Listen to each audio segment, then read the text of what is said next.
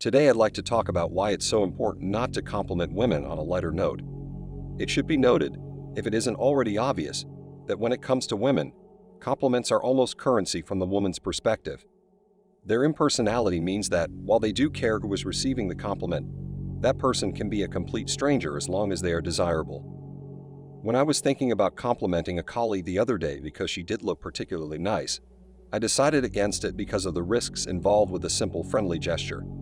We've all heard about the possibility of being accused of harassment, especially if they say anything sensual. Years ago, when I worked in a hardware store, I was lounging around in the break room and almost as a matter of reflex complimented one of my colleagues.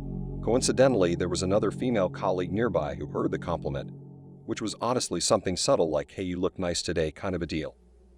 Well, she appears out of nowhere and says, "Well, wait, but what about me?" I was stunned. It was as if her mere presence deserved a compliment of her own, and the fact that I hadn't said anything directly to her had become an insult to her. I'm not sure which of them reported me. One of them, I'm assuming it was the one who was offended obviously to my management, reported me and they actually brought me into the office. Fortunately, back then you couldn't get as much trouble for it as you could nowadays. Needless to say, there was a nearly permanent awkwardness that lasted for the rest of my career. So let us dissect the contradictions that exist within the concept of a compliment in relation to women. So if a man compliments a woman, he is establishing that she is desirable to him because he took the time out of his day to approach her and express his appreciation for whatever it is that she did, looked like, or who she was at that particular time. In a sense, this lowers him and raises her. It's nearly the same as handing her a $5 bill. That's something a man can do. You can handle quite a few of them, but after a while, your wallet starts feeling a little light, especially if you do it a lot with the same person and they stop appreciating it as much as they used to. That guy has effectively dropped himself so low that it sounds like he's pandering to her, almost compliment stalking her. They can easily twist it to sound creepy, but the woman will not necessarily make an issue of it unless the guy is below her in social standing, which happens naturally as a guy compliments, or too much to begin with. When a guy of lower value, such as a less attractive guy, a less valuable guy, or a guy who makes no money, for example, compliments her or even pays attention to her, he is essentially establishing her market value because the only guys she wants compliments from are ones who are better than her. Furthermore, you can see addictive behaviors related to compliments, as well as ones related to dating behaviors such as purchasing drinks and so on. Every new guy has to work a little harder to make her feel pretty, or to get her to acknowledge the compliment in the way he probably wants without being insulted. One girl I dated in high school told me that the only way she'd go to prom with me was if I asked her in an extravagant way. I'm not sure what she had in mind, maybe balloons or a scavenger hunt or something. But something along those lines, and she actually told me this to think that a woman would be so cheeky, and that was over a decade ago.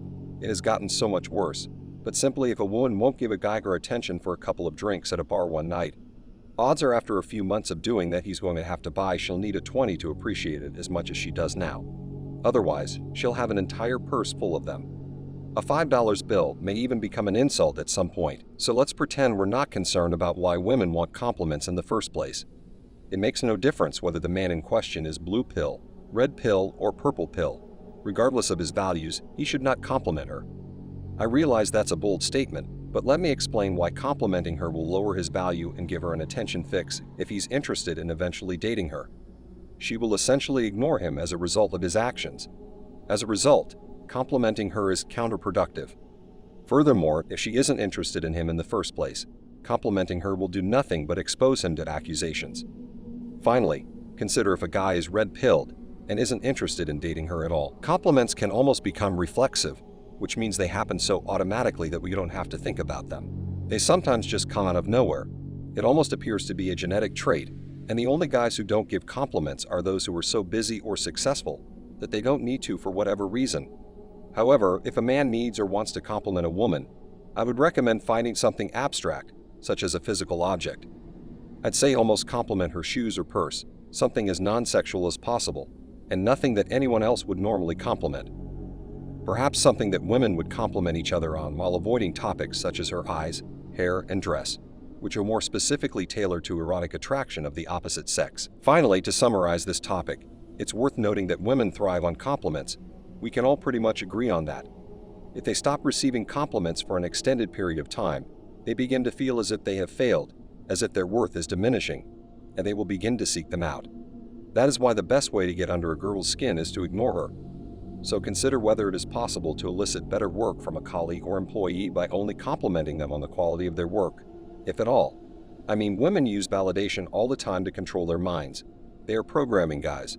Obviously, that would have to be a group effort because they're going to take the path of least resistance in order to get the most compliments. So if there are a lot of Chucks around, they'll just get compliments from them, the betas. But it's worth considering because, for the time being, with gender hiring quotas, women will be around, so we might as well get used to it. How could those attention cravings be used for productive ends? Don't forget to hit the like button to help spread the word about this video. Thank you for taking your daily dose of red pills, and remember that a red pill a day keeps bad poker hands away. So have a good rest of your day and cheers.